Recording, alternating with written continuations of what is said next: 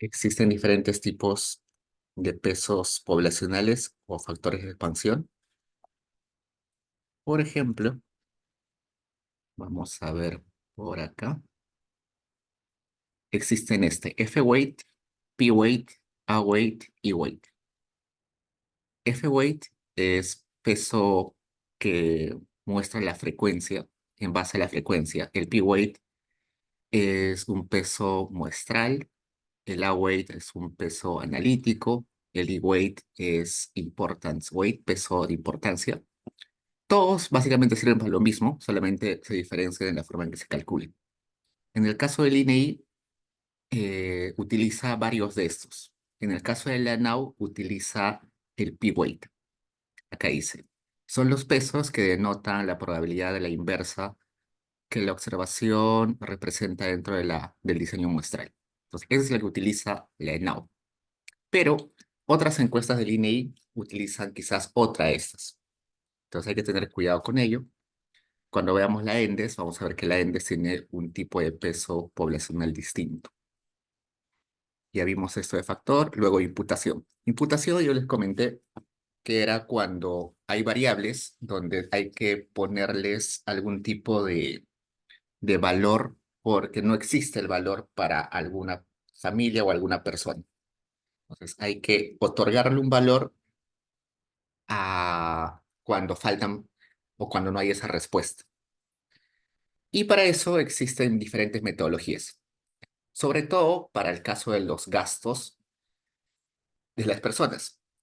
El INEI el ANAU tiene una lista enorme de, de preguntas sobre tipo de gastos. Te preguntan cuántas galletas compraste, cuántas frutas compraste, cuántos atunes compraste, cuántos cafés compraste, un montón de cosas. Y también te preguntan a cuánto lo compraste, dónde lo compraste, todo eso, para cada uno de los productos que están en la lista de la encuesta. Y resulta que muchas veces las personas no saben el precio exacto de los bienes o te dan un valor incorrecto porque se equivocaron. Entonces, a esas personas que se equivocaron del valor o no conocen el valor de- del producto, hay que llenar esa información con valores imputados. Entonces, el INEI tiene una base de datos extensa sobre precios, por ejemplo, y con ayuda de esa base de datos se imputan valores. Y hay toda una metodología bastante interesante que vamos a revisar luego. ¿Qué más? Deflactores, ya les mostré que los deflactores tienen que ver con los precios que cambian a nivel del tiempo y también cambian a lo largo del territorio. Sabemos que un pan hace varios años costaba 10 centavos, hoy en día un pan cuesta 30 a 35 centavos. Entonces, los precios no son uniformes en el tiempo, por tanto, los ingresos no pueden comprar los mismos bienes o la misma cantidad de bienes que en periodos diferentes, ¿no? No es lo mismo ganar 1.000 soles hace 10 años de ganar 1.000 soles hoy. Entonces, para estandarizar, para que sea comparable y estandarizar estos valores, se deflacta temporalmente y hay una base de datos que el INEI no está para hacer esa deflactación. Y también a lo largo del territorio peruano los precios no son iguales. Puede ser que algunos vegetales sean muy baratos en la sierra y muy caros en la costa. Puede ser que algunas frutas sean muy baratas en la selva y muy caras en la sierra o en la costa. Puede ser que algunos productos, no sé, que salen del mar sean muy baratos y muy frescos en la costa, pero muy caros en otros territorios de altura quizás. Entonces, hay que estandarizar los precios. Y para eso también el INEI nos va a dar una base de datos para hacer esa deflactación espacial. Entonces, eso nos faltaba ver de acá. Cerremos. Luego, dentro de la documentación del INEI, existen otros archivos. Vamos a ver no todos, solamente unos cuantos. Este que dice cuestionarios, hay 3, 4, 5 archivos que dice cuestionario, son las fichas con las cuales llegan los encuestadores de las casas de cada uno de los hogares encuestados, ¿no? Hoy en día ya llegan con tablets eh, y se marca de frente, el encuestador marca de frente en la tablet, pero esas tablets tienen dentro estas fichas. Vamos a abrir esta que dice 01. Esto es parte de, del cuadernillo donde se registran las respuestas. Este cuadernillo es el principal, donde se empieza diciendo la dirección de la casa, eh, los datos del entrevistador, y acá empieza el módulo 100. El módulo 100 es características de la vivienda y el hogar. Muchas de esta información de características de la vivienda y el hogar son observables para el encuestador, ¿no? Por ejemplo, el tipo de vivienda. El tipo de vivienda no es necesario preguntarle a la persona, oye, ¿cuál es tu tipo de vivienda? El encuestador lo puede saber porque lo ve. Entonces, por ejemplo, hay esta pregunta que solamente es por observación. Si la casa es independiente, si es un departamento, si es una vivienda en quinta, si es una vivienda en vecindad, si es una choza o cabaña, si es una vivienda improvisada o es un local no destinado para la habitación humana. Todas esas preguntas del módulo 100 se hacen al jefe de hogar o son por observación. Acá hay otra pregunta. El material predominante en las paredes exteriores es ladrillo o bloque de cemento, piedra o sillar con cal o cemento, adobe, tapia, quincha, piedra con barro, madera, triplé, calamina, estera. El material predominante en los pisos, parquet, lámina, loseta, madera, cemento, tierra. También material predominante en techos, si es concreto, madera, teja, plancha de calamina, caña, triplé, paja. ¿Qué más? ¿Cuántas habitaciones tiene eh, para dormir? Si la vivienda tuvo licencia de construcción y si la vivienda fue construida con asistencia técnica de un ingeniero o de un arquitecto. Esas son básicamente las preguntas sobre la vivienda. Son muy pocas, básicamente características generales. Y acá ya vienen los datos del hogar, es decir, de la unidad familiar. Dentro de cada unidad familiar siempre hay un jefe de hogar. Puede ser mujer, hombre, usualmente la madre o el padre del hogar, es el jefe del hogar.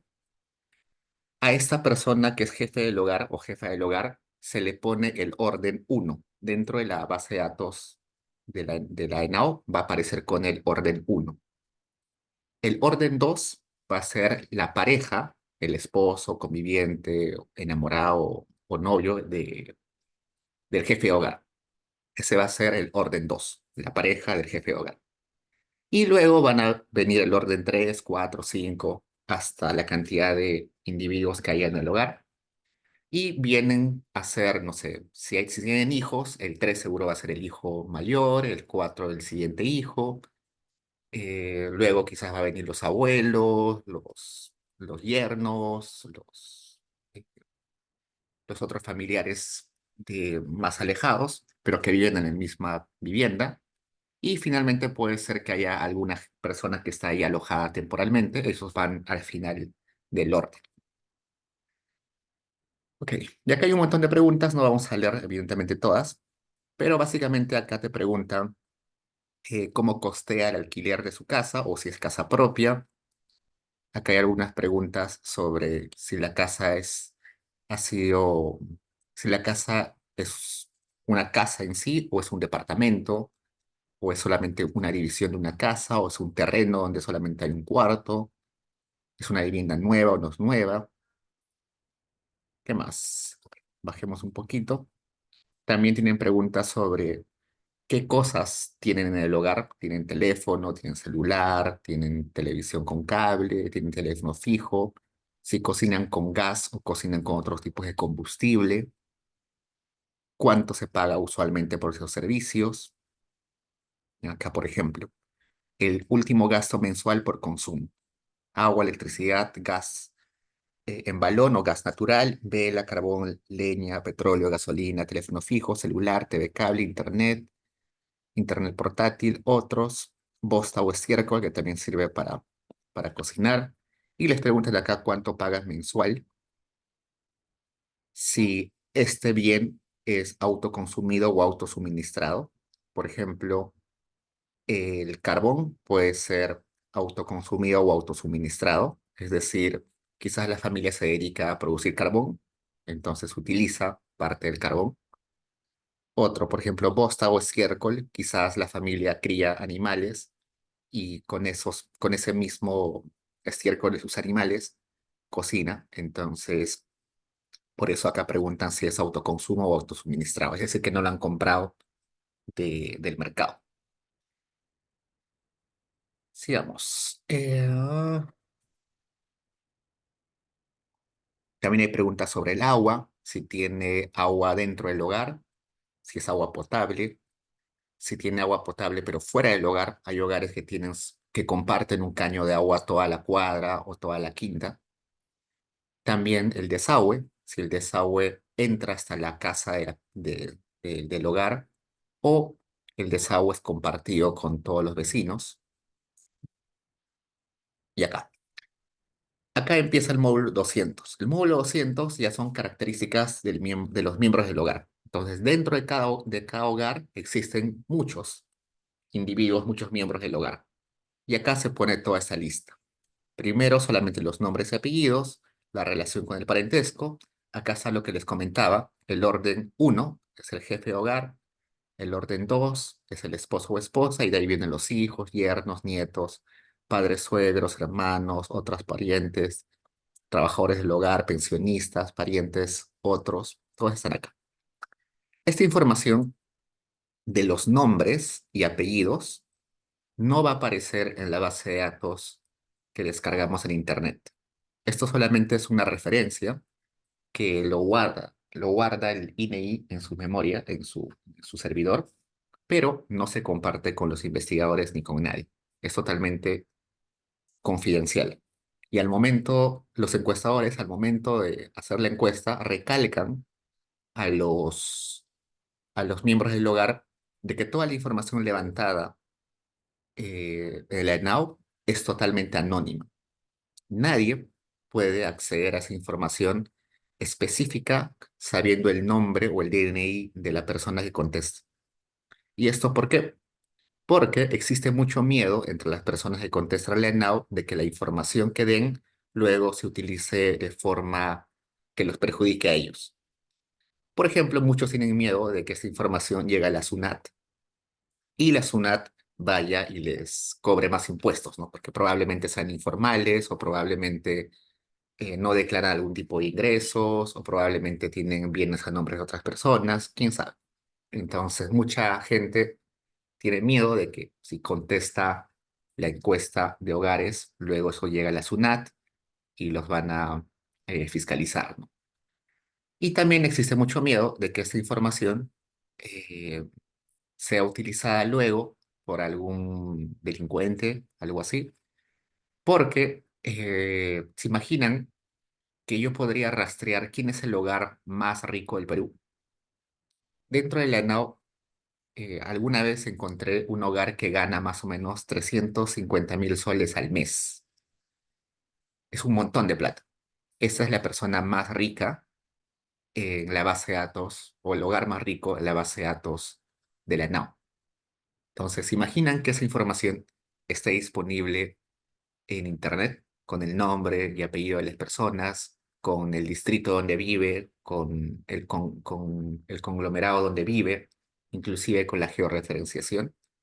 Sería muy riesgoso y la gente tendría mucho miedo de dar su información porque se podría utilizar para otras cosas. O también se podría utilizar para extorsiones, ¿no? ¿Se imaginan saber cuántos hijos tiene la persona, cuál es el nombre de los hijos de las personas, cuánto gana, en qué trabaja? Entonces siempre se recalca que la ENAO es una información totalmente confidencial y nadie puede acceder a los nombres de las personas que contestan la encuesta. Pero acá en la ficha solamente como referencia se pone, pero no está disponible en ninguna parte. Entonces, ok, entonces esta es la lista de todos los miembros del hogar. También acá hay una lista de si estas personas vivían o viven en el hogar la última semana. Si una persona no vive en el hogar hace tiempo, por ejemplo, ustedes vienen a Lima a estudiar, pero en realidad regresan a sus regiones de origen cada fin de semestre. Entonces, ¿cuál es su hogar? ¿A qué hogar pertenecen? ¿Al hogar de su región de procedencia o pertenecen al hogar donde viven en Lima? Según la definición de la ENAU, si en el último mes o en las últimas semanas han estado, o la semana pasada, que dice la semana pasada, si la semana pasada han estado viviendo en este hogar en Lima, su hogar es este. A pesar que sus cosas y que la mayoría de sus pertenencias estén en otro sitio, si la última semana han vivido acá, entonces este es su hogar. Entonces hay que tener en cuenta eso. Luego se salta, como se dan cuenta, son solamente dos hojitas del módulo 200. El módulo 200 es bien cortito, solamente hay características generales.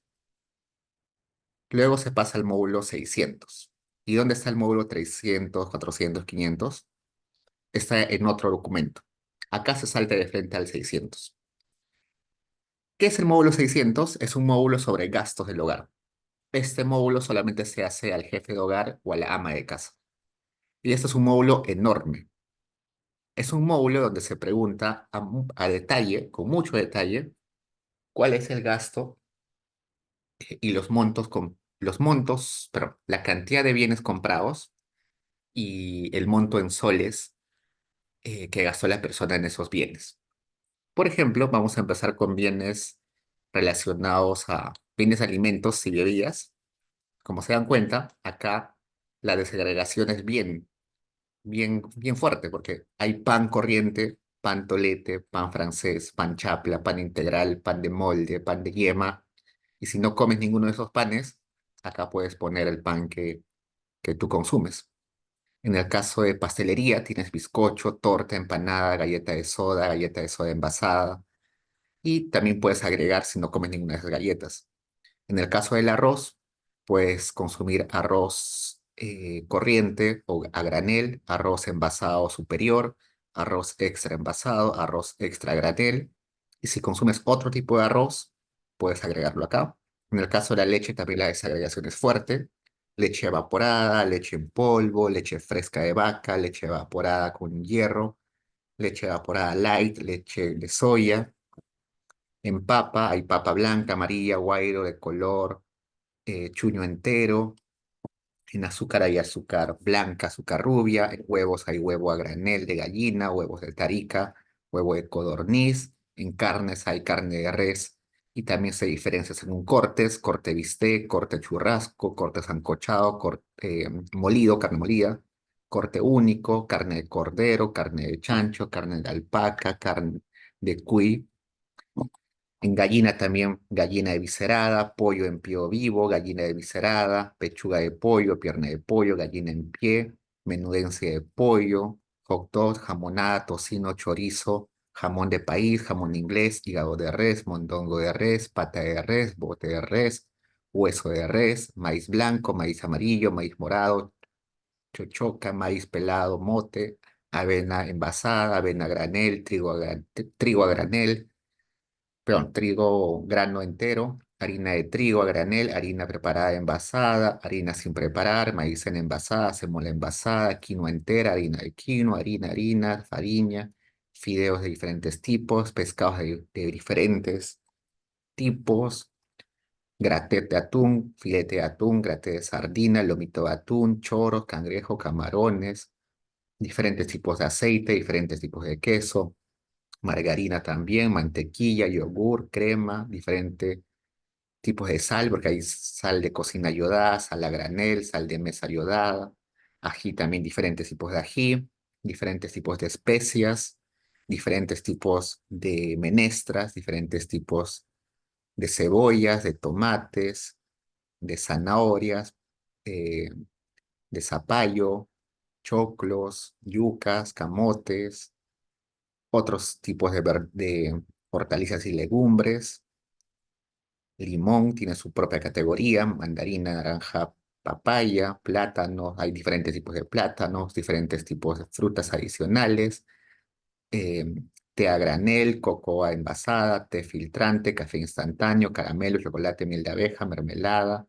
En el caso de bebidas, también se separa por whisky, ron, pisco, cerveza, vino, gaseosas, agua mineral, jugo envasado.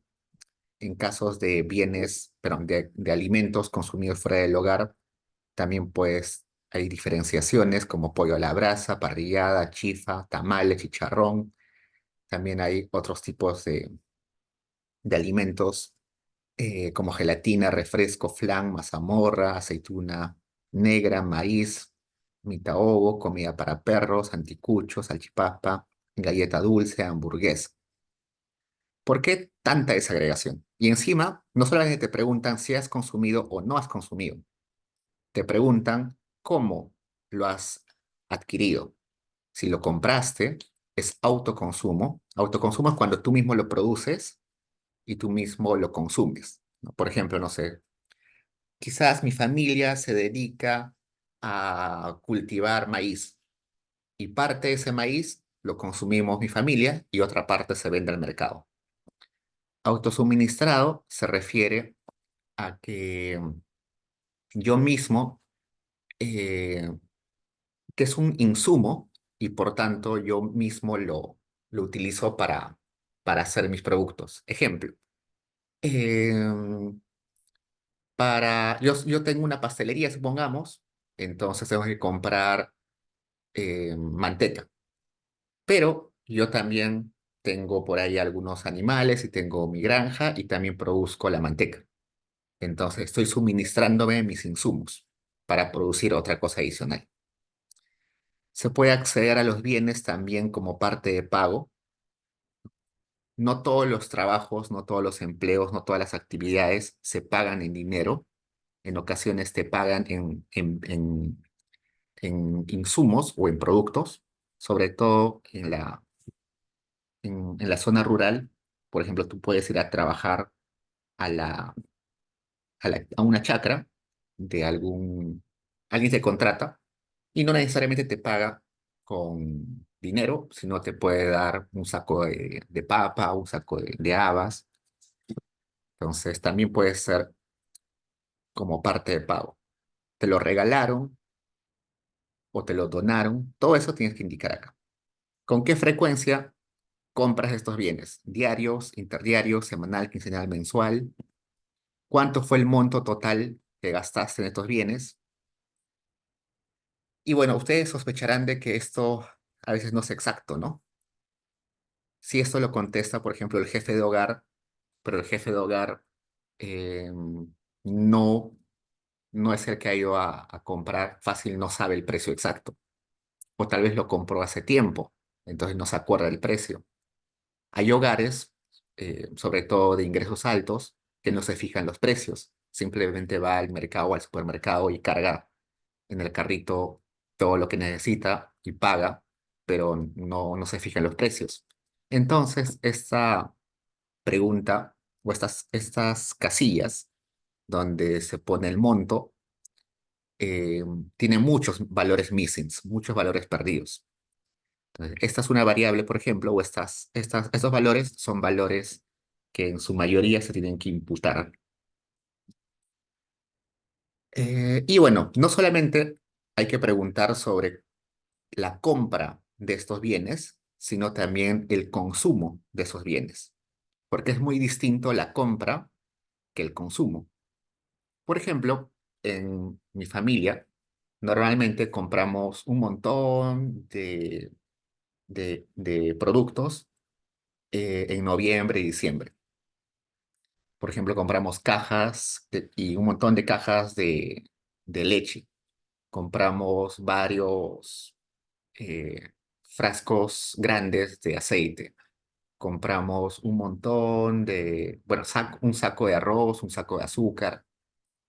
Eso lo compramos en noviembre, en diciembre. Y lo vamos consumiendo a lo largo del año, ¿no? Es imposible acabarte un saco de arroz o un saco de azúcar en un mes, ¿no? Sino que lo compras y luego vas consumiendo poco a poco. Entonces también hay que considerar de que el consumo eh, corre a distinta velocidad que la compra que la adquisición de los productos. Entonces hay que tomar en cuenta eso también. Y ustedes dirán, qué flojera contestar tantas preguntas, tantos ítems y tan desagregados sobre tantos bienes. Ah, mira, acá también hay otro que es lugar de compra, ¿no? Lo compras un ambulante en la bodega al por menor, al por mayor, en la panadería, en el mercado minorista o mayorista, supermercado, restaurantes, camiones, camioneta o camión en una feria. Entonces, es muy desagregado la información. ¿Por qué es tan desagregada? Resulta que como esta encuesta tiene el objetivo de ver el bienestar de la gente, también hay que saber cuánto contribuye el consumo en la nutrición y en el estado de salud de las personas. Y cada producto, a pesar que sea similar uno del otro, tiene diferentes eh, propiedades o diferente contribución a la alimentación de las personas. Veamos un ejemplo. Vamos por acá.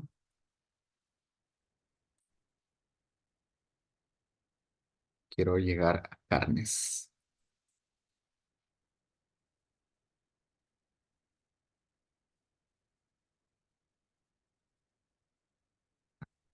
Carnes. Mientras voy llegando.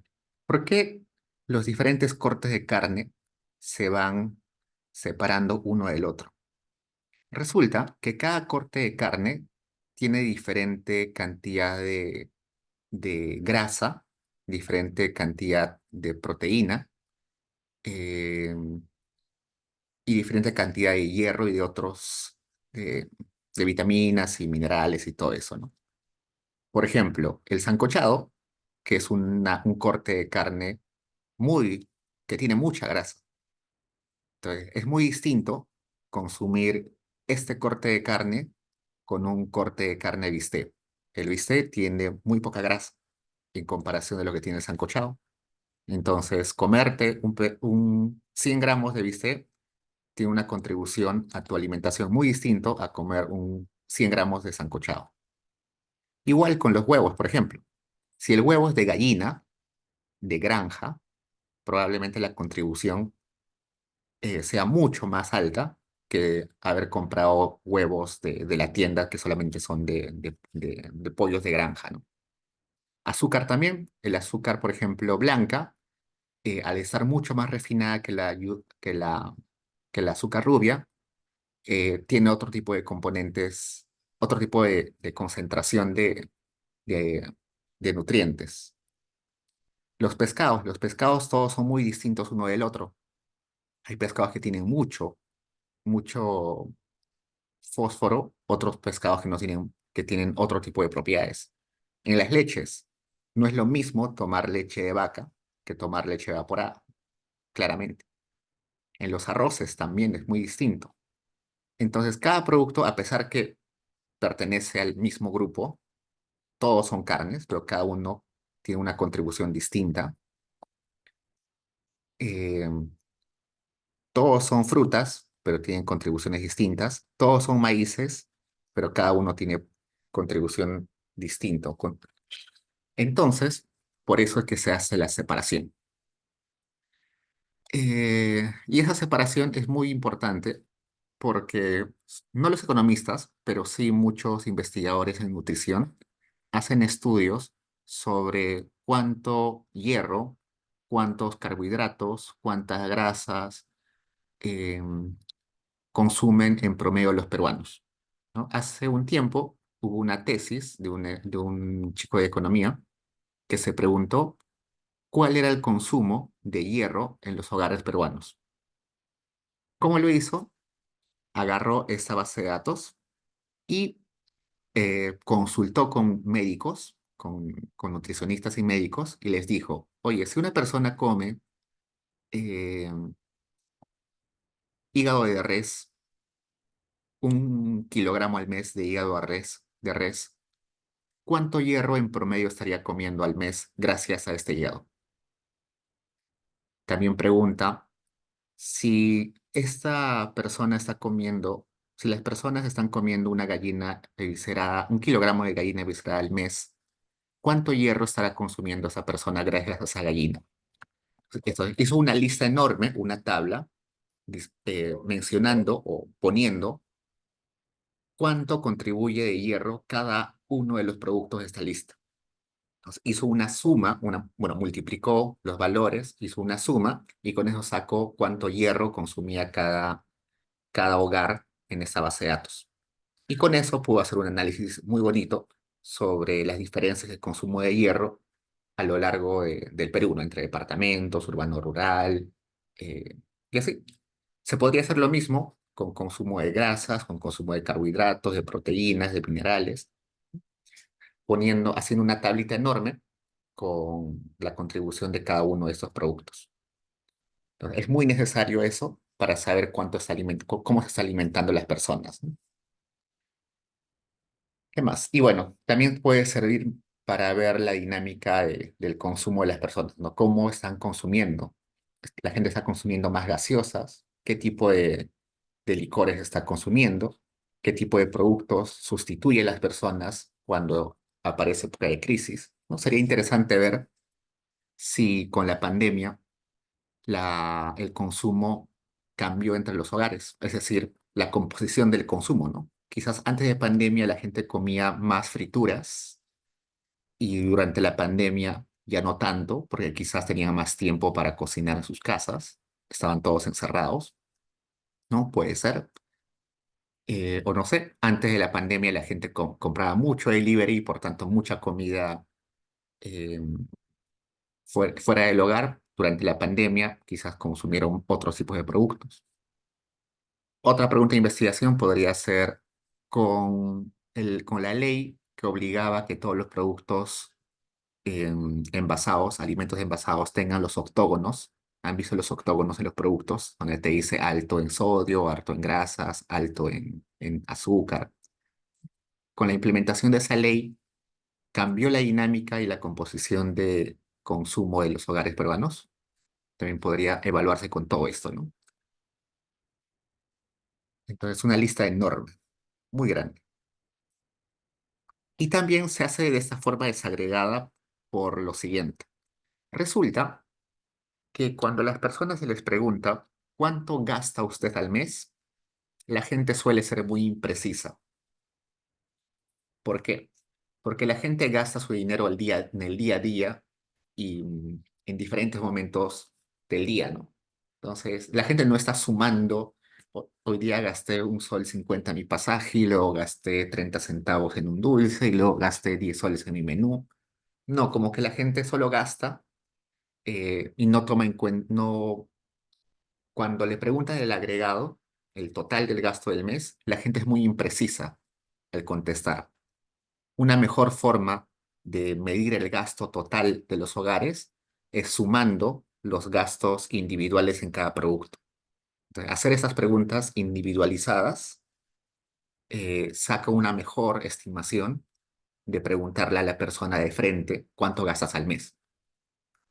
Porque las personas cuando te preguntas cuánto gastas al mes, en su cabeza solamente va a sumar las cosas más obvias o más fáciles de recordar, ¿no? Va a decir, ah, mira, en mi cabeza el menú está a 10 soles, al mes son 30, son 300 soles, 300 más el pasaje de gasto 100, 400, me compré unos cuantos jeans y polos el fin de semana, con eso van 700, como que hace sumas muy agregadas y se olvida de las cosas que son menos obvias, ¿no? Por ejemplo, hay gastos de hormiga, como se les dice, que a veces no los contabilizamos, o gastos que son ya recurrentes y que a veces no los tomas en cuenta. Hay gente que tiene anexado su recibo de luz, su recibo de agua, su recibo de gas a su cuenta bancaria, así que solamente se descuenta de tu cuenta bancaria el pago de esos servicios. Entonces la gente, como ya lo ve obvio, se olvida de esos gastos y no los contabiliza, ¿no? Es mejor preguntar desagregado. Luego de eso, resulta que también hay que preguntarle sobre los alimentos de las instituciones benéficas. Entonces acá van a preguntarles sobre si consume o no consume vaso de leche, comedor popular, olla común, club de madres, cocina popular, otros. En cada uno de estos eh, puede solamente consumir desayuno, solamente almuerzo, solamente cenas o varios de ellos. ¿Cuántas veces a la semana consume? ¿Cuántas raciones recibe? ¿Cuántos miembros del hogar consumen esos alimentos? En algunas ocasiones también se tienen que pagar por los alimentos. Por ejemplo, en los comedores populares se paga, ¿no? Los comedores populares no son gratis, solamente son subvencionados. Si bien es cierto, el menú en el comedor popular cuesta 2, 3 soles, 1,50 sol, dependiendo del distrito o del lugar donde es el comedor popular. Cuesta, pero cuesta 1 sol, 2 soles, no mucho. Eh, pero igual hay que pagar. En las ollas comunes también se suele pagar, en los clubes de madres también. Los vasos de leche no se pagan, pero los otros sí se podrían pagar. Y depende cuán subvencionado esté esa institución, ¿no? Las ollas comunes, los comedores populares, las cocinas populares están bajo administración de los municipios y hay municipios que subvencionan muy bien a estos lugares, pero hay otros municipios ineficientes que no les hacen llegar muchos productos, así que tienen que cobrar un monto alto eh, para seguir existiendo estos comedores, ollas comunes, ¿no? ¿Qué más?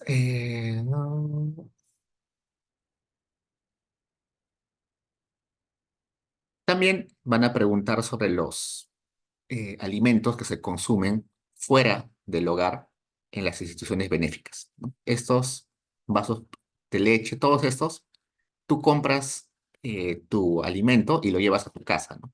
Por ejemplo, en los comedores populares, tú llevas tu olla o tú llevas tu recipiente grande y te dan ahí todas las raciones y lo llevas a tu casa y ahí lo repartes a tu familia, ¿no?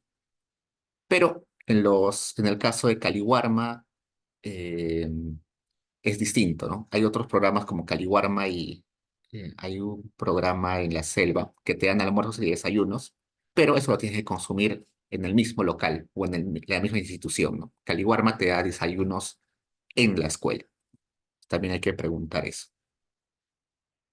Acá hay más detalles sobre ello y todos los gastos que hemos visto hasta el momento son gastos en alimentos, pero también existen otros tipos de gastos, ¿no? Y acá están los demás tipos de gastos. Mantenimiento de la vivienda, todo lo que tienes que gastar en una vivienda, como jabones, detergentes, lejías, ceras, insecticidas, escobas, desodorantes, papel higiénico, pinturas, acá transporte y comunicaciones, gasolina, petróleo, reparación del vehículo, pasajes, viaje por turismo, viaje por estudios, eh, servicio de fax, bueno, eso ya casi nadie utiliza, servicio de fax, teléfonos públicos. Acá, servicios de la vivienda, cocheras, guardianías, servicio doméstico, servicio comunitario, vigilancia vecinal, mantenimiento de edificio, recojo de basura, gastos en esparcimiento, diversión y servicios de cultura. Si compraste periódicos, revistas, libros, si fuiste al cine, si compraste un CD, un juguete, fuiste a un partido de fútbol, un partido de vóley, eh, eres miembro de un club o asociación donde tienes que pagar para asistir, pagas al gimnasio, compraste un USB, compraste un artículo de deportivo, útiles de escritorio. Acá, bienes y servicios del cuidado personal. Compraste shampoo, jabón, pasta de dientes, desodorante, vestido y calzados. Compraste tela, pero acá está telas, prendas de vestir para adulto, prendas para niños, calzado para adultos, calzado para niños, reparación de calzados, gasto de transferencias. Es decir, si tuviste que pagar pensión por alimentos a tus hijos, tuviste que dar propinas a menores de 14 años, a tus hijos, ¿no? Puedes darle propinas a tus hijos, propinas a personas fuera del hogar, donaciones a instituciones como iglesias, cáritas, remesas o regalos o donaciones a miembros del hogar que están fuera de él. No sé, por ejemplo, no sé, es, alguien tiene un hijo que estudia en otra ciudad, entonces tienes que mandarle mensualmente su remesa, ¿no? Entonces, eso entra acá. Impuestos directos, hay que pagar rentas, autovalúos, los impuestos prediales, pagos de seguros de vida y otros seguros, como el SOAT, seguros contra accidentes, remesas periódicas a otros familiares que no residen en la vivienda. Todo eso se llaman transferencias. Es decir, que haces un desembolso, pero ese desembolso no te genera un servicio o un bien a cambio. Solamente estás transfiriendo el dinero para que otro lo gaste en bienes y servicios. Y finalmente el módulo 700, donde solamente te preguntan si eres beneficiario o no eres beneficiario de programas sociales, ¿no? Todos los programas sociales que existen en el Perú. Vaso de leche, comedor popular, desayunos Caliwarma, Cuna Más, canastas de víveres otorgadas por municipios. También acá tenemos muebles y enseres. Acá falta, acá debe haber otro más abajo. Este de acá solamente son programas sociales alimentarios. Más abajo debe haber otro parecido a esto, que son programas sociales no alimentarios, como Juntos, Pensión 65. Acá está gastos en muebles y enseres, gastos de otro tipo, gastos en equipamiento. Pero estos no son gastos en equipamiento. Esto es un módulo de equipamiento del hogar, el módulo 612. El módulo 612 es un módulo particular, muy poco usado por los investigadores, pero muy utilizado por el Ministerio de Desarrollo e Inclusión Social. ¿Por qué lo utiliza mucho el Ministerio de Desarrollo e Inclusión Social? Porque con este módulo se puede sacar un índice de riqueza. El índice de riqueza es la mejor aproximación para saber si un hogar debe o no debe ser beneficiario de un programa social. Es muy, bueno, la riqueza es una variable stock, mientras que los ingresos y gastos son variables flujo. Entonces, hay mucha gente que no tiene ingresos, pero puede ser millonaria, ¿no? Una persona puede ser desempleada y no tener ingresos, pero puede tener mucho dinero. ¿Por qué? Porque tiene riqueza, tiene sus propiedades, tiene sus cuentas bancarias. Y también puede haber gente que tiene muchos ingresos, pero en realidad no es muy rica. Por ejemplo, puede haber una persona que eh, recién accedió a un trabajo bueno y está empezando a ganar sus 5.000, 6.000 soles, pero tiene que pagar un montón de deudas que tenía en el pasado, ¿no? Entonces, sí, tienes muchos ingresos, pero esos ingresos no se reflejan porque tu riqueza inicial era muy baja. Esos ingresos altos no se reflejan en tu bienestar porque tenías deudas, tienes que pagar cosas, eh, deudas con otras personas, con bancos. Entonces, los ingresos no son un buen reflejo de precariedad. Lo que mejor refleja la precariedad es equipamiento del hogar, porque el equipamiento del hogar es una proxy de riqueza. Y en el equipamiento del hogar tenemos si tienes radio, TV a color, TV blanco y negro, equipo de sonido, DVD, videograbadora, computadora laptop, plancha eléctrica, licuadora, cocina a gas, cocina a querosene, refrigeradora, lavadora, horno, microondas, máquina de coser, bicicleta, auto, camioneta, motocicleta, triciclo, mototaxi, camión, tablet y otros.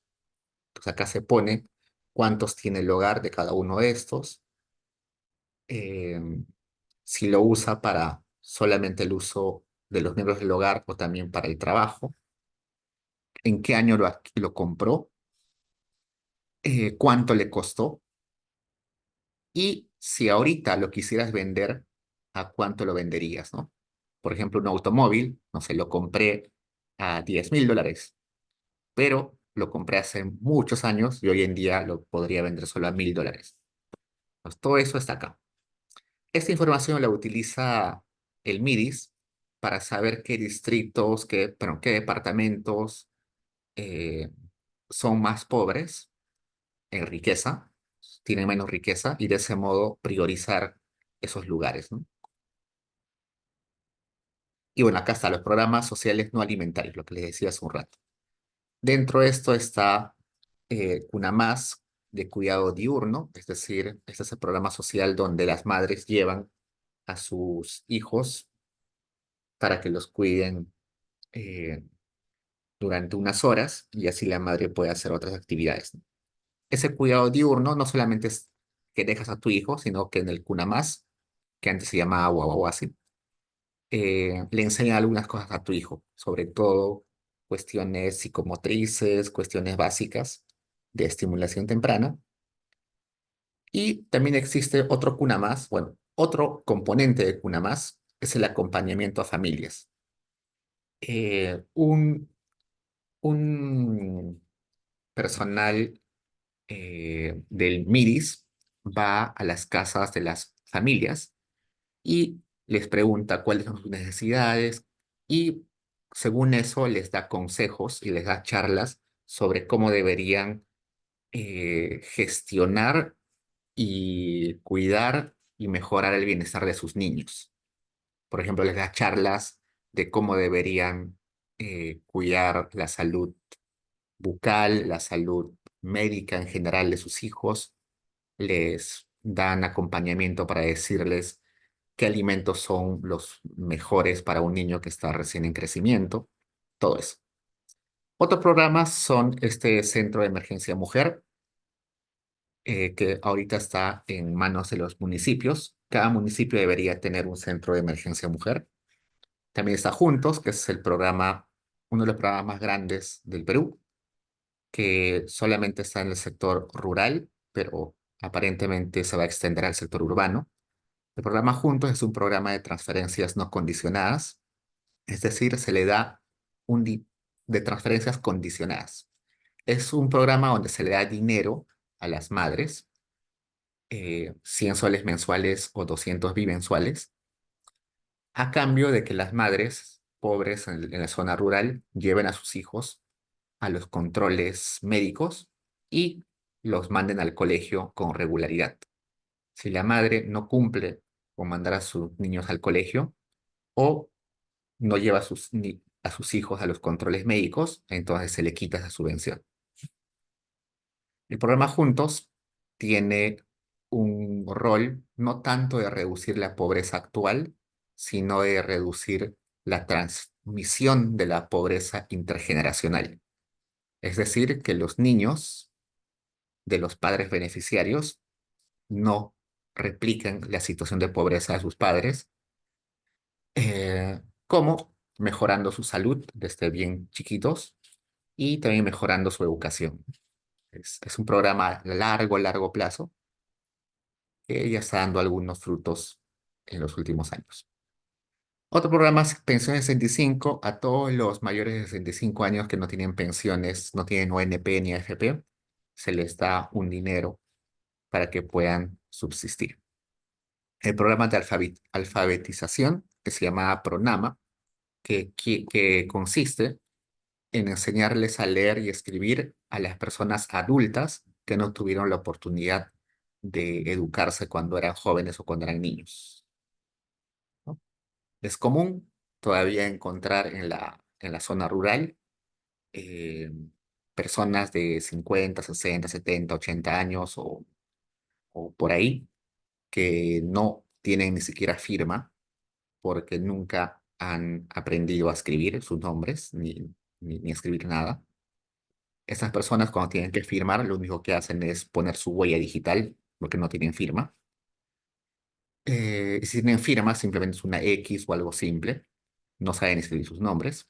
¿Por qué? Porque hace varias décadas no era obligatorio la educación básica escolar y también porque era prioritario la economía familiar, sobre todo en la zona rural. Entonces, la idea de ese programa es enseñar a estas personas ya mayores a leer y escribir. Y tiene mucho éxito en realidad, tiene mucho, mucho éxito. Luego están los programas como Jóvenes Productivos, que antes se llamaba Jóvenes a la Obra, donde lo que básicamente se hace es darles oportunidades a a los jóvenes, sobre todo con talleres, charlas, donde les enseñan a mejorar su atractivo en el mercado laboral, ¿no? Les enseñan habilidades adicionales, les dan capacitaciones de mejora SBs, capacitaciones de expresión para que puedan ir a las entrevistas de trabajo. En algunos casos les enseñan algún oficio como carpintería o les enseñan soldadura, alguna ocupación. Luego hay otros programas como Generación de Empleo Social Inclusivo, Trabaja Perú, que también da oportunidades de empleo. Impulsa Perú, bueno, que hemos escuchado eh, que se Impulsa Perú durante esos últimos meses. Programa Beca 18, seguro por acá alguno también es de Beca 18. El programa Bono Gas. El programa Bono Gas es una subvención a a la compra de gas, una subvención al consumidor para que pueda comprar gas. Son básicamente tickets o unos boletitos, unas hojitas, que se les da a las personas pobres y en ciertos distritos y departamentos, no en todo lugar, para que estas personas puedan comprar con descuento un balón de gas. Entonces, uno va con esa hojita o con ese ticket a, a a la tienda o al grifo donde venden gas y en lugar de pagar 60 soles, solamente paga menos, ¿no? No sé, creo que paga solo 30 soles. Entonces. Programa de votación de materiales educativos, bono Yo me quedo en casa, bono independiente y bono rural y bono familiar universal, que fueron los bonos que se dieron durante la pandemia. Entonces también se puede evaluar con la ENAU cuál ha sido el impacto de estos bonos que se dieron durante la pandemia. Y también no son programas sociales, pero sí son ayudas a la economía familiar que se dieron durante el COVID y que sería interesante evaluar, como el retiro a la CTS. Durante la pandemia, la gente pudo acceder a su CTS, su compensación por tiempo de servicio. También se permitió que la gente retire su AFP. Ahora de vuelta se está probando que se puede retirar la AFP. Se ha probado que se retire la AFP, pero ya se hizo antes durante la pandemia. Eh, También hubo esta situación donde durante unos meses no te descontaban tu AFP, o sea, de tu salario no te descontaban para tu AFP, sino que te daban todo tu salario completo, ¿no? Y la AFP es obligatoria, ¿no? Todos los que son formales tienen que aportar a la AFP o a la ONP, a uno de los dos. Entonces, si uno gana, por ejemplo, 5.000 soles, unos 400, 500 soles se tienen que ir obligatoriamente a la AFP o a la ONP. Durante la pandemia hubo unos meses donde no te hacían ese descuento. ¿Qué más?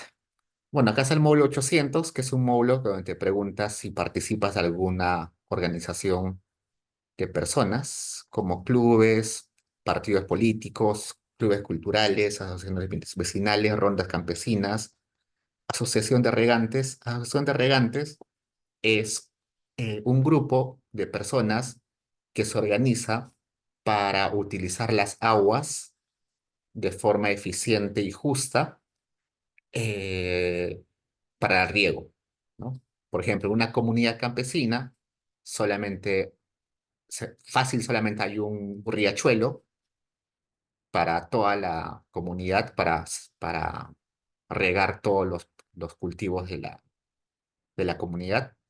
Y sería bastante injusto que una persona que tiene un terreno y por ese terreno pasa el riachuelo, esa persona monopoliza el riachuelo, ¿no?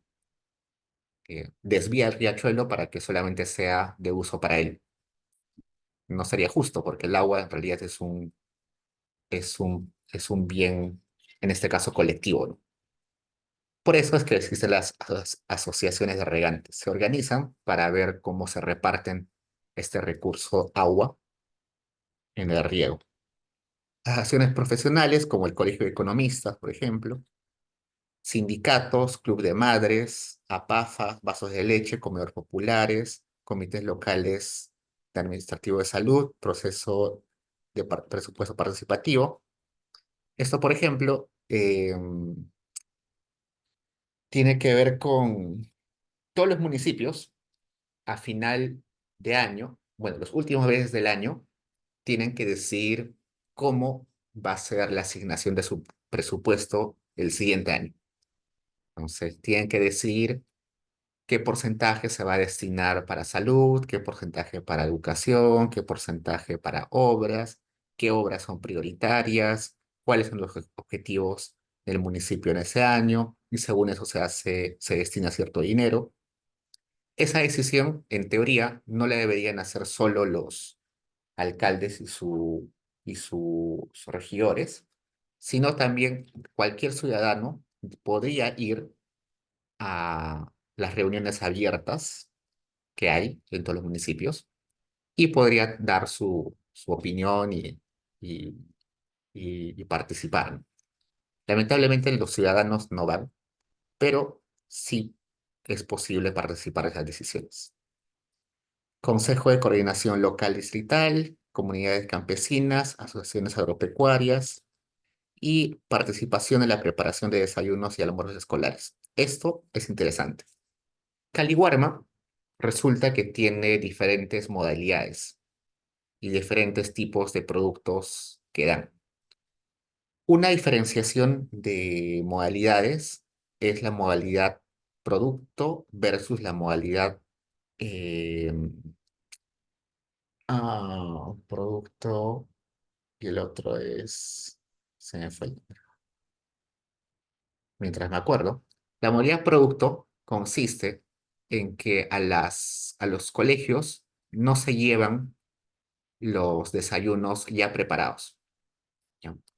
A ver, recapitulemos un poco.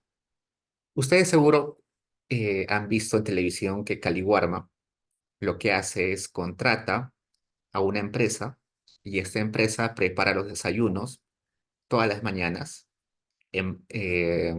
embolsa los panes que son preparados con anticipación, les da cajitas de yogures, les da fruta, ¿no? Una empresa se encarga de eso. Eso se le llama modalidad raciones, ya me acuerdo. Eso se llama la modalidad raciones. ¿Por qué? Porque una empresa prepara esas raciones y las lleva a los colegios y se reparte todas las mañanas.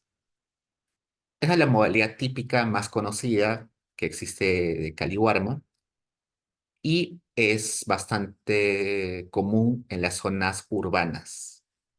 Pero en las zonas rurales no es así, porque en las zonas rurales es más difícil encontrar una empresa que esté dispuesta a llevar desayunos a colegios que están muy alejados y donde el costo de transporte sería muy alto porque habría que ir todos los días, porque hay que ir todos los días al colegio en la mañana a repartir las raciones. Entonces, esa modalidad de raciones, donde se contrata una empresa, es muy difícil de aplicar en esas zonas rurales. Lo que se hace es aplicar una modalidad que se llama productos.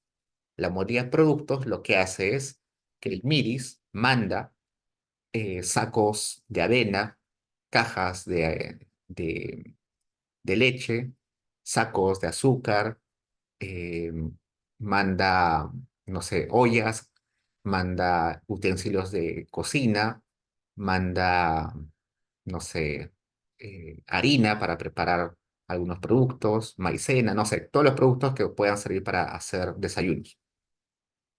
Cocoa, café, no sé, un montón de productos.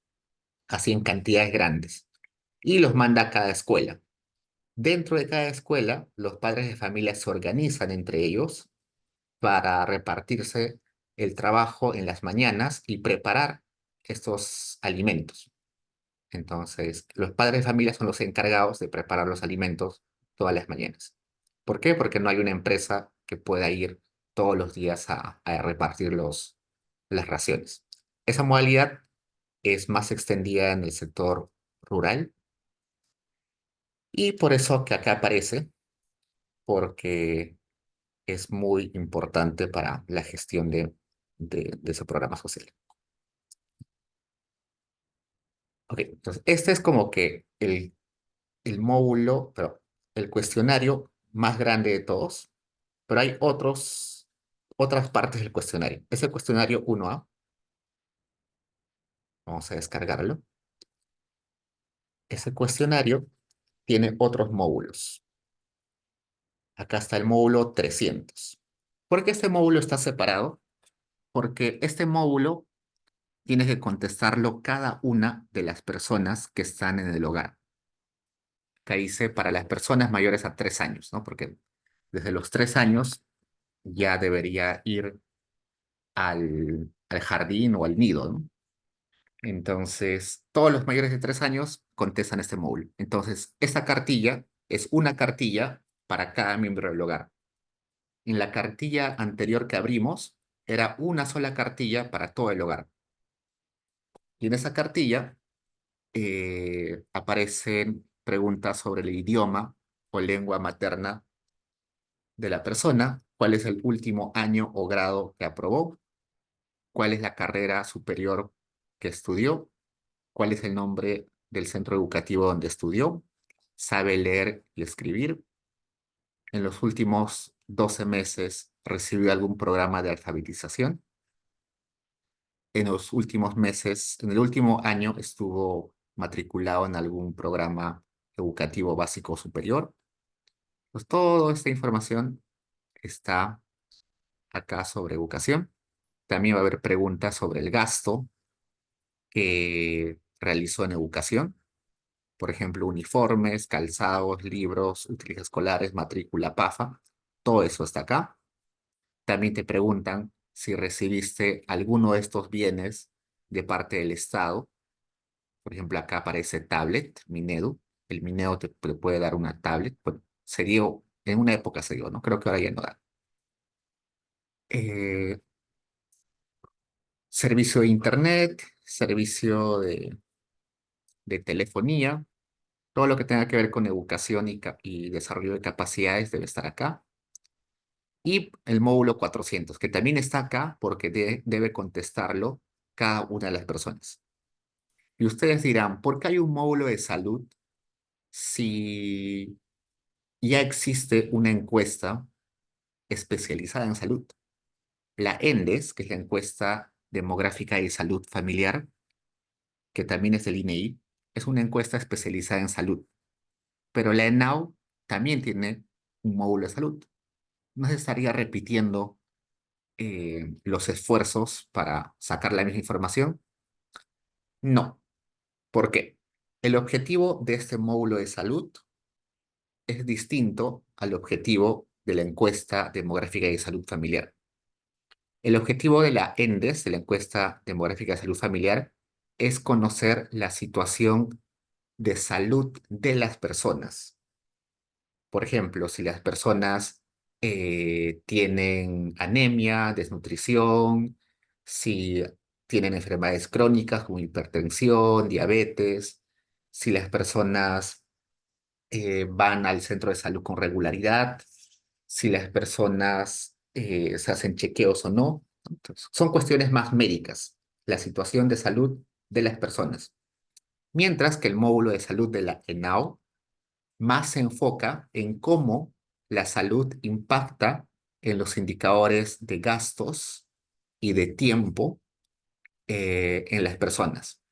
Por ejemplo, cuánto gastó en comprar pastillas, cuánto gastó en pagar un doctor, eh, si asistió a un a un establecimiento público o privado, cuánto tiempo demoró en que la atiendan, eh, logró concretar una cita con el médico o no. ¿Qué más? ¿Tiene o tuvo un centro médico cercano a su casa o no?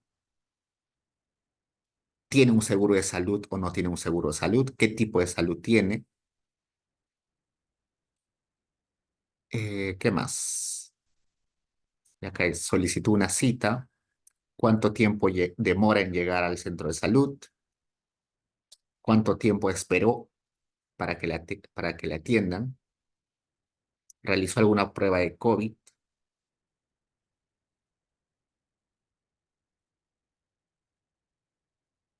¿Qué medicamentos ha tomado? Y acá una hoja enorme, o varias hojas enormes, sobre gastos específicos.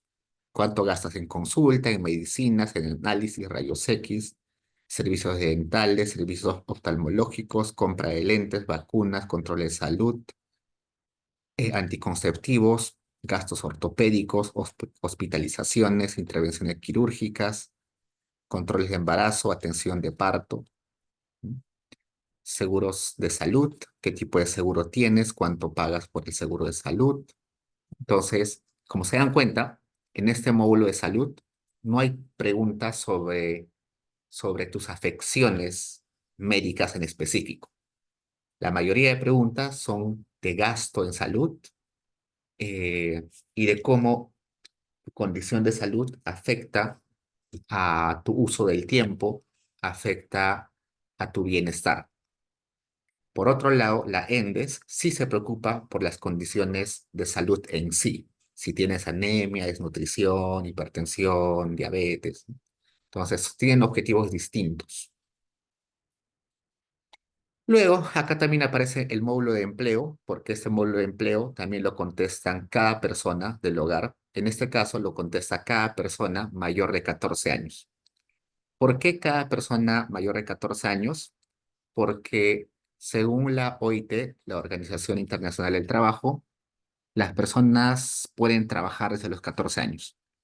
Claro, yo sé que hay que trabajar bueno, se puede trabajar desde los 18 años, pero con permiso de tus padres podrías trabajar desde los 14 años. Y en algunos países es normal que la gente trabaje desde los 14, 15 años. Entonces, este módulo lo contestan todos los mayores de 14 años. Te preguntan si estuviste empleado la última semana, qué tipo de trabajo tuviste, si tuviste uno o dos empleos o más empleos, cuánto ganas, a qué se dedica la, la empresa o negocio en el que trabajas, qué tipo de ocupación tienes, si eres trabajador del hogar, trabajador familiar no remunerado, obrero, empleado, independiente, si tienes seguro de salud que te lo paga la empresa, si tienes beneficios laborales, CTS o no tienes, qué tipo de ingreso recibes, puedes tener sueldo, salario, comisión, destajo, subvención, honorarios profesionales, ingreso por negocio o servicio, ingreso por productor agropecuario, te dan solo una propina. Bueno, la diferencia entre sueldo y salario, ¿no? ¿Cuál es la diferencia entre sueldo y salario? Uno de ellos es el sueldo, si no mal recuerdo, es el pago frecuente y recurrente que te dan por tu actividad, por una actividad que realizas. A ver, vamos a verificar si eso es cierto o no. Sueldo, vamos a buscar. Y sueldo. ah, ¿No? Sí, exactamente. Sueldo es ese pago recurrente, ¿no? O sea, por ejemplo, yo trabajo en H&M, entonces todos los meses me van a pagar eh, 2.000 soles. Eso es un sueldo que siempre te van a pagar 2.000 soles todos los meses que esté en tu contrato, mientras que salario es el pago por una actividad en específico. Y ese salario puede ser variable. O sea, el salario no necesariamente es fijo, sino el salario puede cambiar eh, mes a mes dependiendo de la actividad que tú hagas. Pero el sueldo sí es igual y es repetitivo. La comisión es cuando trabajas por, no sé, si lograste vender 1 millón de soles al mes, te dan un porcentaje, ¿no? El destajo es cuando trabajas solamente por horas. Las subvenciones es, por ejemplo, lo que ganan los eh, practicantes. Los practicantes preprofesionales y profesionales, en teoría, legalmente, no es un empleo. Las prácticas profesionales son solamente un entrenamiento eh, y por tanto no reciben un salario, ni una remuneración, ni un sueldo. Lo que reciben es una subvención. ¿Mm? No, en estricto, un practicante no es un trabajador, un empleado. Entonces no puede recibir sueldo ni salario, sino recibe una subvención. Honorarios profesionales, hay personas que solamente trabajan por actividades eventuales, así que dan su recibo por honorarios. Estos ingresos o ganancias si tienes un negocio, estos si te dedicas a la actividad agropecuaria, propina, usualmente esas propinas son para personas muy jóvenes, donde por hacer una actividad pequeña te dan un pago bien pequeño. Y pagos en especias, que es lo que les comenté hace un rato, que no te pagan en dinero, sino te pagan en algún tipo de producto, ¿no? ¿Qué tipo de contrato tienes? ¿Es un contrato indeterminado, contrato a plazo fijo, periodo de prueba, prácticas pre o pro, otro tipo de regímenes? ¿Qué días trabajas? Si tienes otro empleo o estás buscando empleo. Todo eso está en este módulo. Acá hay más preguntas sobre inclusión, bueno, en este caso, preguntas nuevas sobre inclusión financiera para mayores solamente de 18 años. Bueno, nos vamos a detener un poquito acá porque he notado que en seminario de investigación y en tesis uno y 2 hay muchas personas haciendo tesis o investigaciones sobre ese tema. Entonces, esa pregunta de inclusión financiera ha sido agregada hace algunos años a la ENAU por pedido de algún ministerio, creo que el ministerio de, bueno, creo que el Ministerio de Economía y Finanzas pidió que se incluya este pequeño módulo. Entonces acá te preguntan, ¿actualmente usted tiene cuenta de ahorros, cuenta sueldo, cuenta a plazo fijo, cuenta corriente, cuenta compensación por tipo de servicios? ¿Solicitó algún tipo de crédito y dónde lo solicitó? ¿Cuál es la principal razón por la cual no tendría alguno de estos instrumentos como cuentas en los bancos?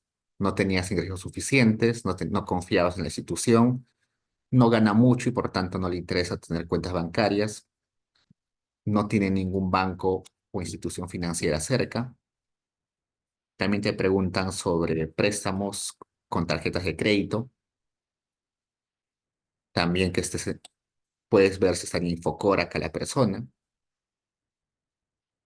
Ah, te preguntan, en los últimos 12 meses, ¿qué medio de pago utilizó? Dinero en efectivo, tarjeta de débito, tarjeta de crédito, pago por internet, otros. Esto es interesante.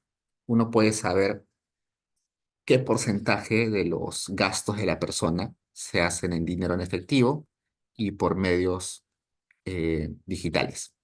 Si bien es cierto, acá todavía no hay esta pregunta de Yape, Plin, transferencia, pero sí uno puede diferenciar entre dinero en efectivo y pagos, otro tipo de pagos como tarjetas. ¿No sería bueno en algún momento que alguien haga una investigación utilizando esta información, ¿no? Yo sospecho, por ejemplo, que en alimentos todavía la gente sigue utilizando dinero en efectivo, ¿no? Porque en el mercado a veces la gente prefiere efectivo, ¿no? Pero probablemente para electrodomésticos la gente ya casi no utilice dinero en efectivo, ¿no? Acá otro módulo sobre alimentos consumidos fuera del hogar, otros gastos, y ya, ahí se termina este cuestionario. Este ENAO 1B, que es otra parte del cuestionario, tiene algunos módulos adicionales, en este caso, gobernabilidad, democracia y transparencia. Este es un módulo interesante porque puedes estudiar con esto cómo la gente se siente con sus autoridades y con la democracia.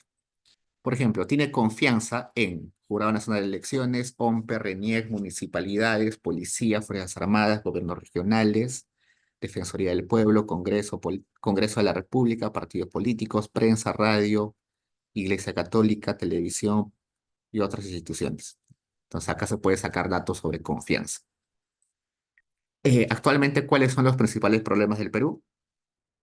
La corrupción, la falta de credibilidad, la falta de empleo, falta de seguridad, violencia, falta de cobertura de salud pública, mala calidad de la educación, violación de derechos humanos, bajos sueldos, pobreza, falta de vivienda, falta de apoyo a la agricultura.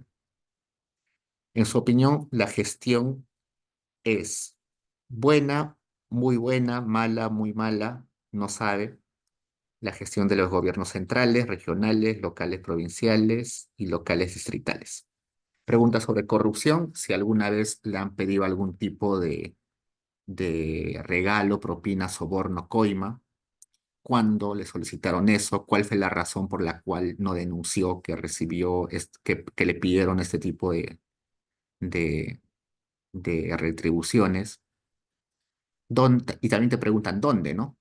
Me pidieron coima en la municipalidad, en la SUNAT, en la RENIEC, en el Poder Judicial, la policía me pidió coima, la Defensoría, el gobierno regional. Pregunta sobre democracia. ¿Sabe usted qué es la democracia? ¿Cuál cree que es la característica más importante de la democracia? En su opinión, ¿la democracia sirve o no sirve? ¿La democracia es importante o no es importante? ¿La democracia funciona o no funciona? ¿Por qué cree que la democracia no está funcionando bien? Eh, ah, ¿Con qué grupo usted se siente más identificado? Pregunta sobre discriminación. En los últimos 12 meses, ¿usted se sintió discriminado en el país por su color de piel, rasgos físicos, rasgos faciales, su lengua, su forma de hablar, su acento, su vestimenta, su origen, sus costumbres, sus ingresos, su grado de educación, su sexo o género, su edad, su orientación sexual, por tener discapacidad? ¿En dónde se sintió discriminado?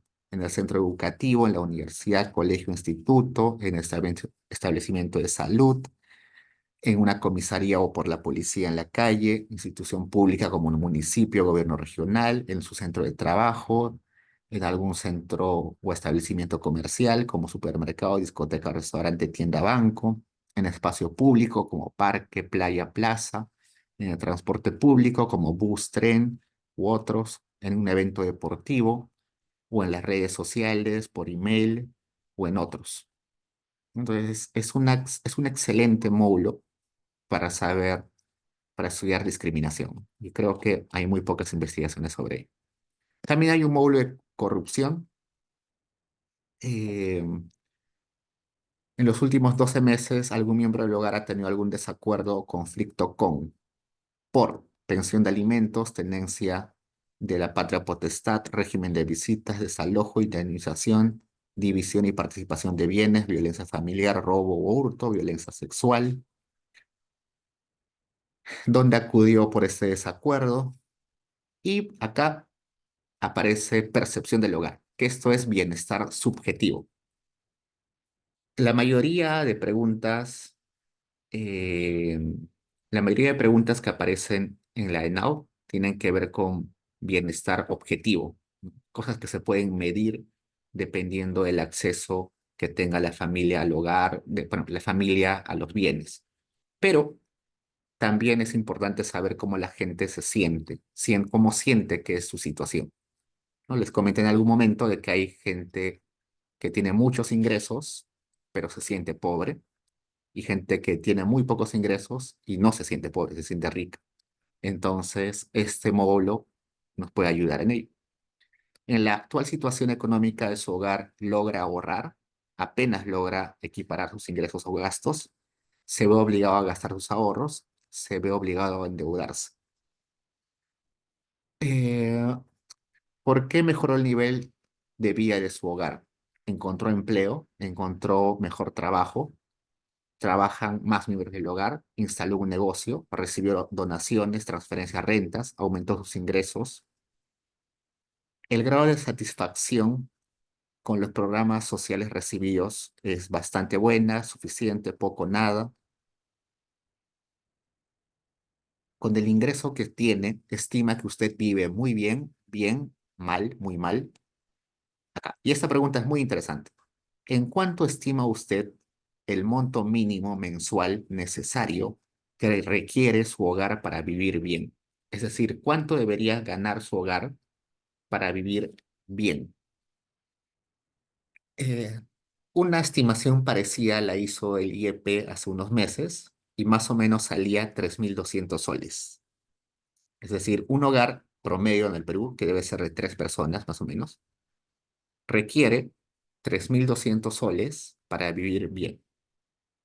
Lamentablemente en el Perú ni siquiera se llega a 800 soles, ni, inclusive menos, en promedio de lo que gana un hogar al mes.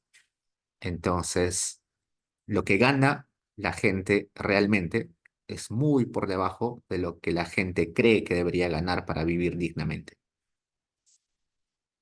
Y acá está la pregunta sobre pobreza subjetiva. Te dicen, si la condición económica de su hogar es medida en una escala del 1 al 10, donde el primer escalón 1 están las personas más pobres y en el último escalón 10 están las más ricas, ¿en qué escalón considera que se encuentra la condición económica de su hogar? Sería interesante cruzar esta información con la pobreza monetaria, ¿no? Pobreza monetaria, cruzar información con esta pobreza subjetiva. Y bueno, acá hay preguntas sobre vulnerabilidad. ¿Qué es vulnerabilidad? Vulnerabilidad, los hogares vulnerables son aquellos hogares que sin ser pobres pueden caer en pobreza muy fácilmente gracias, o no gracias, pero si no, no sería gracias, sería, pueden caer en pobreza porque sucede algún tipo de evento inesperado o catastrófico, ¿no? Imaginen, un hogar no es pobre, pero si sucede el fenómeno del niño, eso los va a retroceder a la pobreza con facilidad. Un hogar no es pobre, pero si el jefe de hogar se enferma, entonces con mucha facilidad ese hogar va a caer en pobreza. A eso se refiere con vulnerabilidad, la alta probabilidad de caer en pobreza ante escenarios adversos. Y acá les hacen preguntas sobre ello, ¿no? ¿Qué eventos inesperados y adversos experimenta un hogar? Veamos los últimos y luego cerramos. Esta parte del cuestionario es solamente un cuestionario para los hogares que se dedican a la agricultura o a la actividad pecuaria. Es decir, producen alimentos agropecuarios o crían animales, pecuario, ¿no? Entonces, este módulo no lo contestan todos los hogares, solamente los hogares que se dedican a esas actividades. Es un módulo bastante completo, donde preguntan qué cantidad de tierras cultivan, qué productos cultivan, qué insumos utilizan, cuánto de la producción se va al mercado, cuánto al autoconsumo, cuánto al auto, eh, a la, cuánto utilizan de insumo que ellos mismos producen, cuánto lo venden por dinero, cuánto lo lo intercambian como trueque, cuánto de ese producto lo utilizan para pagar a sus trabajadores, si además de criar animales pueden generar productos adicionales como, no sé, leche o queso, mantequilla, yogures. Es un módulo bien completo. Es un módulo que se parece mucho a la encuesta nacional agropecuaria, solamente que este es más resumido. No lo vamos a ver porque ese módulo no lo utilizan los economistas mucho, lo utilizan más los gestores y lo utilizan más los ingenieros agropecuarios. Y el último módulo o el último cuestionario es este, ingreso de trabajadores independientes. Y solamente es contestado por los que son independientes, ¿no? Los que son dependientes, es decir, trabajan para una empresa o para el Estado, no contestan esta pregunta, este módulo, solamente los independientes. ¿Por qué solo los independientes? Porque su dinámica es distinta. En el caso de los independientes, muchas veces su economía no tiene una frontera clara bueno, no hay una frontera clara entre su economía familiar y su economía de su empresa o de su emprendimiento, ¿no? Seguro ustedes han visto algún familiar o sus familias mismas que no distinguen el dinero de la empresa con el dinero de de la familia, ¿no? No sé, les pagan, no sé, tienen una tienda, reciben ingresos de la tienda y lo utilizan para comprar sus alimentos de la casa. O sacan un crédito de consumo, pero lo utilizan para comprar una máquina para su empresa. O sacan un crédito al nombre de la empresa para pagar los estudios del hijo. Entonces, es como que no hay una frontera entre economía familiar y economía eh, de la empresa o del emprendimiento. Y por eso es que es necesario hacer un tratamiento distinto a estas personas y preguntarles cosas más detalladas. Por ejemplo, cuáles son sus costos de producción, cuáles son sus costos operativos, gastan en transporte, gastan en contratar empleados adicionales, si dan factura o boleta o simplemente no están registrados en la SUNAT, cuánto venden, cuánto de esas ventas son finalmente sus ganancias, cuánto reinvierten de esas ganancias, si no reinvierten, qué tipo de actividad realizan, cuánto gastan en insumos, cuánto gastan en personal, si utilizan algún tipo de programa para gestionar su, su actividad o simplemente todo es muy empírico, si tienen contadores o ellos mismos lo gestionan sus impuestos. Todo eso se tiene que estudiar muy bien porque los trabajadores independientes son muy distintos a los dependientes, ¿no? Su dinámica es muy distinta.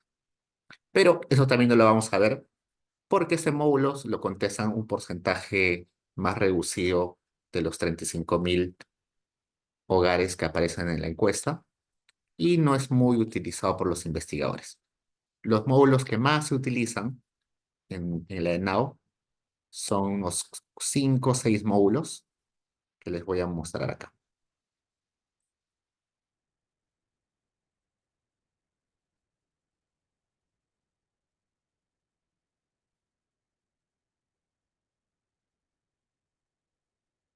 El módulo, bueno, en las cartillas yo sé que aparecía módulo 100, 200, 300, 400. Acá aparecen solamente como uno, 2, 3, 4, pero es lo mismo. El uno es equivalente a decir el módulo 100, el 2 es módulo 200, el 3 es 300, 400. Se le pone solamente como si fueran cientos para, en realidad no hay una razón. Por convención se le dice 100, 200, pero es uno, 2. Los módulos que más se utilizan son el 100, el 200, el 300, el 400 no se utiliza casi nada, el 500 se utiliza bastante, luego se utiliza el 34, que es sumaria, y el 37, que es programas sociales. No, solamente esos, 3, 4, 5, 6. 6 módulos son los que se utilizan con mucha frecuencia en investigación, sobre todo económica. Los demás módulos son utilizados por otras carreras o por instituciones muy en específico, ¿no? Por ejemplo, esto de gobernabilidad, democracia y participación ciudadana lo utilizan uno que otro politólogo por ahí, los economistas casi no lo utilizan. Este módulo de producción agrícola lo utilizan los gestores, los ingenieros agropecuarios. Este módulo de salud lo utilizan ya nutricionistas o médicos que se dedican a la investigación. Este módulo de equipamiento del hogar, les comenté que lo utiliza el Ministerio de Desarrollo Social, Ministerio de Desarrollo Inclusión Social. Y hay otros módulos que casi nadie utiliza, ¿no? Por ejemplo, este módulo de trabajadores independientes, no he visto hasta el momento ninguna investigación que haya utilizado este módulo. Este gasto de actividades agrícolas y forestales, tampoco he visto una investigación, debe haber, pero algún ministerio tal vez lo utilice, pero yo no he visto hasta ahora nada. Este esparcimiento, diversión y servicios culturales tampoco he visto. Cuando la gente quiere estudiar estos temas de servicios culturales y esparcimiento, usualmente utiliza la ENAPRES, no utiliza la ENAO, pero de todos modos está disponible. Ok, entonces todo eso por hoy. La siguiente clase ya vamos a descargar los módulos y vamos a finalmente utilizarlos en Stat. He tratado de explicar un poquito la ENAO con detalle. ¿Por qué? Porque la ENAO es la base de datos que más se utiliza en tesis y siempre hay esta dificultad de que los chicos no saben qué pueden hacer y qué no pueden hacer con la ENAO. Entonces es bueno tener un panorama muy claro sobre qué es la ENAO y qué contiene para saber si mi tesis es viable o no es viable con la ENAO, ¿sí? Y también he tratado de mostrarles preguntas y módulos donde preguntas y módulos que no se utilizan mucho en la investigación, pero que tienen mucho potencial para hacer futuras investigaciones, ¿no? Por ejemplo, estas preguntas de democracia, estas preguntas de gobernabilidad que les mostré, no se utilizan mucho, pero potencialmente podrían generar tesis muy interesantes. Ok, chicos, ya van a ser las 10, así que esto es todo por hoy. Ya nos vemos el lunes y recuerden que hay control el lunes, ¿no? Me quedo un ratito si alguien tiene preguntas, si no, ya nos vemos el lunes. Cuídense.